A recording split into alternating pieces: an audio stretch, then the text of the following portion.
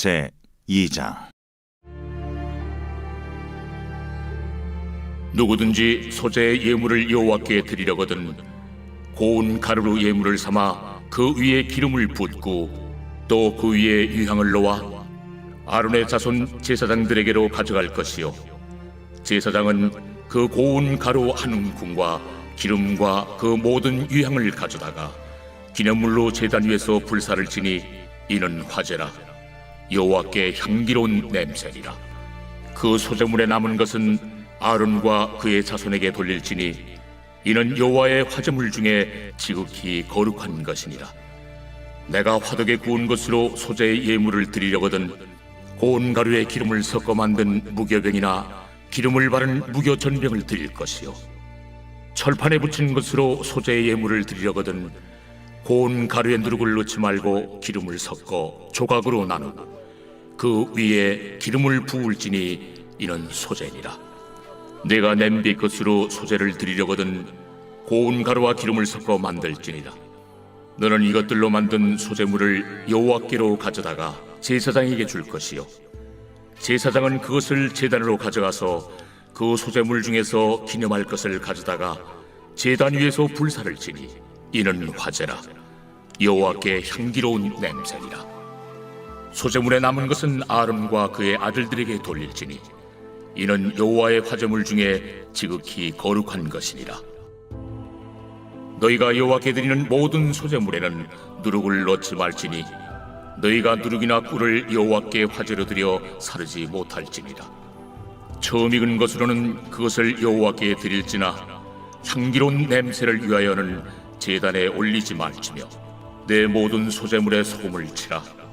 내 하나님의 언약의 소금을 내 소재에 빼지 못할지니 내 모든 예물에 소금을 드릴지니라. 너는 첫 이삭의 소재를 여호와께 드리거든 첫 이삭을 볶아 지은 것으로 내 소재를 삶되 그 위에 기름을 붓고 그 위에 유향을 더할지니 이는 소재니라. 제사장은 찌은 곡식과 기름을 모든 유향과 함께 기념물로 불사를 지니 이는 여호와께 드리는 화제니라. 안녕하십니까, 사랑하는 근수교회 가족 여러분. 5월 2일 근수 매일 말씀 시작하겠습니다. 오늘 본문은 계속해서 레위기 2장 1절에서 16절까지의 말씀입니다. 오늘은 특별히 소재에 대한 이야기인데요, 이 소재는 오늘 본문에서 나오는 바와 같이 곡식 혹은 곡물로 드려지는 제사입니다. 그러니 가인의 제사, 가인이 하나님께 제사를 드릴 때 주수한 곡식을 가지고 예배 드린 것이 사실은 구전 전승에 의한 제사법을 가인도 아벨도 알았다고 보셔야 하는 이유죠. 가인이 그의 제사가 잘못되었던 것은 그 방법이 잘못된 것이 아니라 믿음으로 드리지 않았기 때문에 그렇다는 것이죠. 여튼 오늘 소재에 대해서 잠시 살펴보겠습니다. 소재의 전반적인 컨셉은 이렇습니다.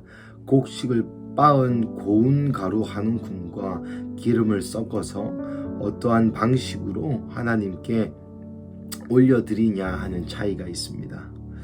먼저 2절에 그 고운 가루 한 움큼과 기름과 그 모든 유향을 가져다가 기념물로 제단 위에서 불사를 지니, 기본적으로 곡식과 기름과 유향을 섞어서 제단에 올리는 소재가 있습니다.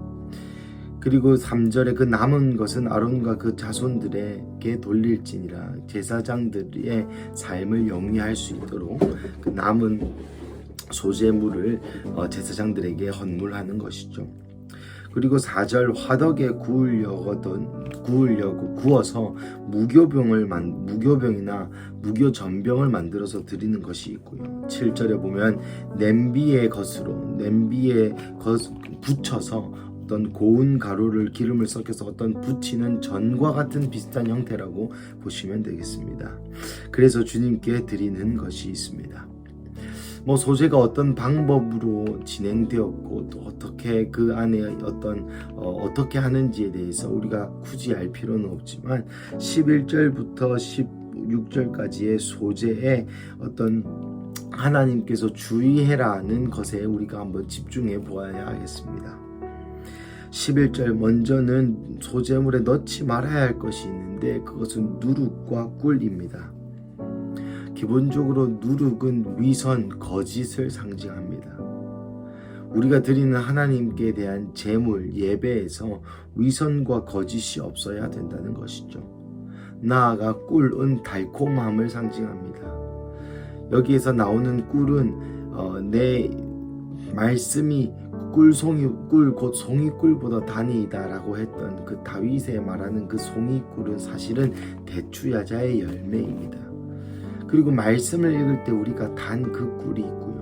오늘 본문에서 얘기하는 소재 때 넣지 말아야 되는 꿀은 기본적으로 세상의 쾌락을 상징합니다. 그러니 우리의 예배에 있어서 두 가지를 특별히 배제해야 되는데, 첫 번째는 위선이고 거짓이며 두 번째는 쾌락입니다. 우리가 예배를 위선적으로 드려서는 안 된다는 것이죠. 무슨 의미입니까? 우리가 몸은 교회 안에 있고 예배당 안에 있지만 예배 드릴 때에 다른 생각을 하거나 예배 시간을 그저 그렇게 견디거나 예배 시간 때 핸드폰을 계속 하거나 그러한 종류의 일들을 하면 안 된다는 것입니다. 왜냐하면 예배의 주인은 오로지 예수 그리스도시며 하나님이시며 성령님이시기 때문입니다. 두 번째, 세상의 쾌락을 위하여 예배를 드리면 안 된다는 의미입니다. 무슨 의미입니까? 우리가 주님께 아뢰는 것이 세상의 쾌락을 위한 것이, 우리 조금 더 쉽게 설명하자면 예수님을 어떠한 도깨비 방망이나 어떠한 나의 소원을, 나의 세상의 쾌락을 이루어주는 대상으로 전락시켜서는 안 된다는 것이죠. 나아가 이것은 자기 연민적 예배도 배제해야 됨을 이야기하고 있습니다. 여러분, 꿀과 누룩의 공통점이 한 개가 있습니다. 그것은 무엇인지 아십니까? 꿀과 누룩이 어떤 물체에 들어가게 되었을 때에 그 음식은 발효되게 되어 있습니다.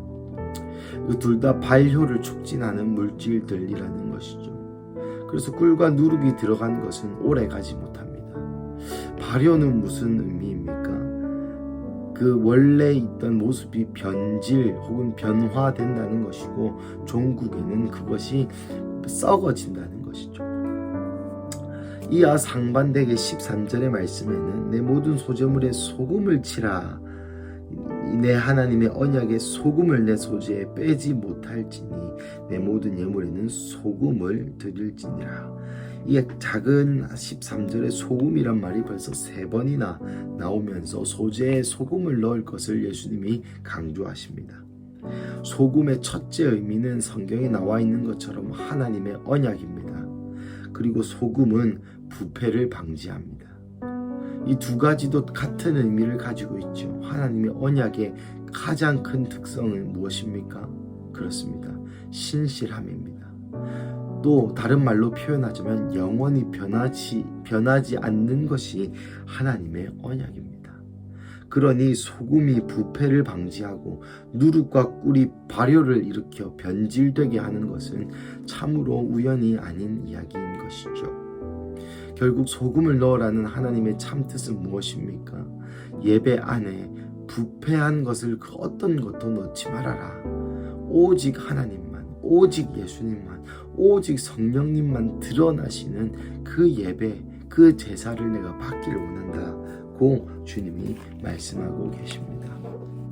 사랑하는 가족 여러분, 소재에 대한, 본문에 대한 하나님이 원하시는 것은 명확합니다. 그것은 바로 변하지 않는 주님에 대한 사랑과 또 여기서 또 완전히 태워진, 번제에서 그렇게 배웠죠. 여기는 완전히 빠지는 것입니다. 오늘 본문 14절에 첫 이삭을 볶아 찌은 것으로, 여기서 찢다 할 때는 완전히 아사 없어지다, 완전 고운 가루가 되는 것을 여기서 찢다라고 표현하고 있습니다. 물론 예배의 기본이 우리가 죽어지는 것이죠. 하지만 소재에는 그것에 얹어서 변질되지 않을 것, 나아가 부패하지 않을 것, 부패하지 않을 뿐만 아니라 소금을 스스로에게 쳐서 그 정결함을 간직할 것을 하나님은 말씀하고 있습니다. 사랑하는 가족 여러분, 우리가 신앙생활을 하다가 보면 변질될 때가 많습니다. 무슨 의미냐면 어느새 예수님을 대하는 나의 태도가 무언가 나의 요구를 들어주어야만 하는 분처럼 여길 때가 있다는 것이죠. 그래서 내가 기도하는 제목이 이루어지지 않으면 하나님에게 삐집니다. 내가 내 삶이 내가 생각한 대로, 내가 생각하기에 좋은 것대로 굴러가지 않으면 하나님의 선하심을 의심하곤 합니다. 사랑하는 가족 여러분, 우리는 우리의 신앙생활에 소금을 쳐야 할 것입니다. 그것은 첫째로 하나님의 언약의 소금입니다. 하나님의 언약이라는 것은 영원 불면하다고 말씀드렸죠. 하지만 하나님의 언약이라는 것은 하나님이 신실하시고 또 우리도 그 약속 앞에 신실해야 된다는 것입니다. 우리가 하나님께 신실할 때에 그분은 영원히 신실하시니 우리의 신앙생활이 그분의 언약 안에서 자라나야 한다는 것이죠. 둘째로 우리의 신앙에 소금을 쳐야 함의 의미는 우리의 마음을 순결하고 거룩하게 갖춰야 합니다. 어느새 너무나도 안정적이게 나의 신앙생활, 어느새 계속 똑같은 기도 제목을 반복하는 나의 기도생활, 어느새 주님과 주님과 나 안에 그 관계의 깊이는 온데간데 없고 형식만 남은 그 종교 생활을 우리는 그만두어야 한다는 것이죠. 그 부패, 그 변질, 하나님이 인간을 사랑하시기에 예수 그리스도를 보내셨고 하나님이 인간과 교제하고 싶으시기에 그 죄 문제를 없이 하였는데 우리는 하나님과의 그 교제는 상관쓰지 아니하고 하나님의 그 능력이 옳은 손만, 신앙생활을 함으로써 나에게 얻어지는 그 이득만 바라보는 그러한 변질된 신앙으로부터 돌아와 다시 내가 기도하고 예배하고 말씀 보고 신앙생활을 하는 이유는 예수 그리스도를 더 사랑하기 위함이요, 하나님과 더 깊은 사랑 안에 들어가기 위함이요, 성령님과 동행하기 위함이라는 것을 기억하여야 할 줄로 믿습니다. 사랑하는 가족 여러분, 오늘 화요일이 아침 가운데도 다시 한번 우리의 신앙생활의 누룩과 꿀을 제거하시고 다시 한번 우리의 신앙생활에 소금을 치시는 하루 되시기를 주님의 이름으로 축복합니다. 우리 함께 기도하시겠습니다. 사랑하는 하나님, 감사합니다. 오늘 본문을 통하여 주님 우리에게 다시 한번 기회를 주시면 감사합니다. 하나님, 어느새 나의 신앙에 누룩이 묻어있고 어느새 나의 신앙에 꿀이 묻어있음을 주님 인정하고 이 시간 회개합니다. 주님, 다시 한번 나의 신앙생활에 소금을 치우니 언약에 신실하신 하나님, 그 신실하신 하나님의 언약 앞에 우리도 신실하게 하여 주시옵소서.